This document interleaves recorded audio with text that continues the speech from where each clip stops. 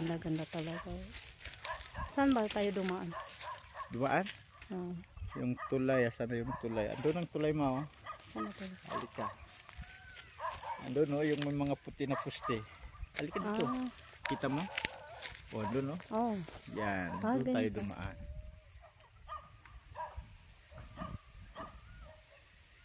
Doon tayo para makita mo talaga. Hindi na siya mamasira. Ano? Kirby. Ko alam yung pagkakas. Sidat. Hindi makatipol pa? Ha? Hindi makatip? Hindi. Yan sa tiga. Hindi tayo nakadala ng pagkain. Yan. Oh, nandito kami po sa bundok. Andun ang isulan na. Dito tayo makita mo yung isulan. Sa banda. Baka matapak ka. Ay, naku lang. Sinilas na ito. Teka. Doon. Pinakita. Doon no? Ay, hindi makita. Kaya mo na. Nandito pa kami po. Tingnan niyo po. Dito tayo. Sayang yung niyog ng pinsan ko. Hindi na talaga tinalik. Ay, para hindi tayo makakit dito. Paano hindi? Bakit hindi? Sige, sige. Baka mahulog ako pa. Hindi ko.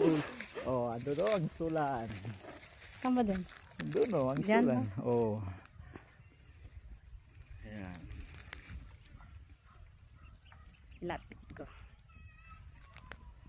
Gusto mo dyan ang sulan. Ang ganda-ganda dito. Oh, doon ang dinaanan natin. Oo nga. Papunta doon.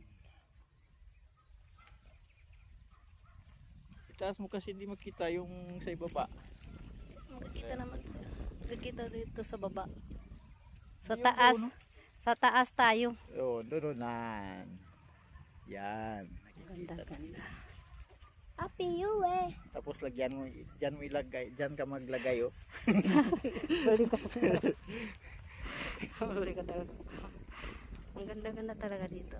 Bakit hindi kayo dito nagpatayo ng bahay? Eh kasi ang plano doon magtinda. Yun ang pinag-agawan mo yung sa tabing karsada.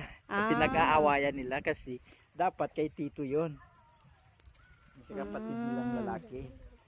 Yung nakasalubong natin kanina na kita ko, gusto niya talaga makakuha doon sa tabing karsada. Hindi pa Taranggolay lili kasi dapat dyan ang elang tulunan. Pero pumasok yung mga ital doon sa kasi wala pa, hindi pa na ito nasukat.